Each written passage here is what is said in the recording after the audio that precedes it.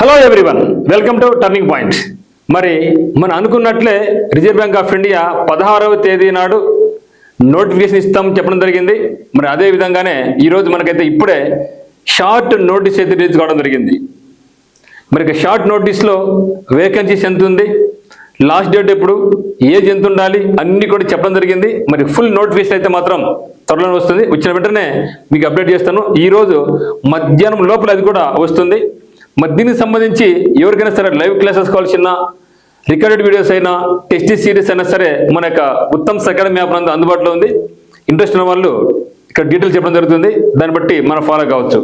మరి చూస్తే RB assistant మరి జస్ట్ చూసా ఒక 2 to 3 weeks ముందు మరి అఫీషియల్ షార్ట్ నోటీస్లో 650 వేకెన్సీస్, గతంలో 550 ఇచ్చారు. నేను ముందు కూడా ఒక వీడియో చేయడం జరిగింది, వేకెన్సీ ఎంత రాబోతా ఉందనేసి అప్పుడు చెప్పడం జరిగింది. ఈసారి ఖచ్చితంగా తక్కువ కాకుండా 600 పైచీలకు రావడం జరుగుతుందని చెప్పడం జరిగింది. అదే విధంగా మనకు 650 వేకెన్సీస్తో స్టేట్ వైడ్ వేకెన్సీస్ అనేది ఇంకా చెప్పలేదు, అఫీషియల్ వేయడం జరుగుతుంది. ఇప్పుడే వస్తుంది కూడా. మరి రిజర్వ్ బ్యాంక్ ఆఫ్ ఇండియా మరియు స్టేట్ బ్యాంక్ ఆఫ్ ఇండియా సంబంధించి లైవ్ క్లాసెస్ మనకు ఉత్తమ్స్ అకాడమీలో స్టార్ట్ కాబోతున్నాయి.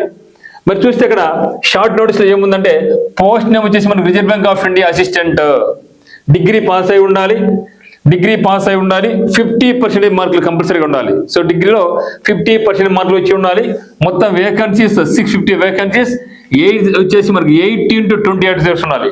సో 18 నుంచి 28 ఇయర్స్ ఉండాలి. అది కేవలం ఎవరికి, జనరల్ కేటగిరీ అండ్ ఈడబ్ల్యూఎస్ వాళ్ళకి మాత్రమే. మరి ఓబీసీకి అయితే 18 నుంచి 31 వరకు ఉంటుంది. ఎస్సీ ఎస్టీకి అయితే +5 years అంటే 33 వరకు కూడా ఉంటుంది. మరి ఎప్పుడు స్టార్ట్ అవుతుందంటే అప్లికేషన్ ప్రక్రియ 16th February 2026 అంటే ఈరోజు ప్రక్రియ స్టార్ట్ కాబోతుంది. మరి లాస్ట్ డేట్ ఎప్పుడంటే March 8. సో March 8 బాగా గుర్తుపెట్టుకోండి.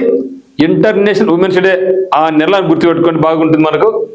మరి ప్రిలిమినరీ ఎగ్జామినేషన్ ఎప్పుడంటే 11th April 2026 నాడు ఉంది. అంటే సమయం ఒక పర్లేదు.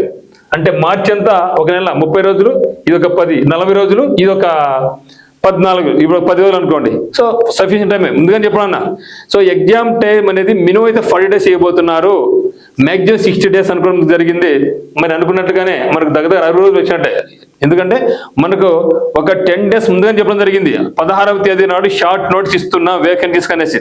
సో అట్లా ఎత్తుకుంటే మనకి ఏముంది, సో ఖచ్చితంగా మనకు 60 రోజుల టైం ఇవ్వడం జరిగింది. ఆ రోజే మీరు ఇప్పుడే ప్రిపరేషన్ మొదలు పెట్టండి అని కూడా చెప్పడం జరిగింది. మెయిన్స్ ఎగ్జామ్కి అయితే మనకి చాలా దండిగా టైం ఇచ్చాడు. జూలైలో ఇచ్చాడు. అంటే ఏప్రిల్ అంతా మనకు ఉంది ఒక 30 రోజులు, మళ్ళా మే, జూన్. సో మీరు ప్రిలిమినరీ ఎగ్జామినేషన్ క్లియర్ చేసుకుంటే మెయిన్ ఎగ్జామినేషన్కి సఫిషియెంట్ టైం ఉంది.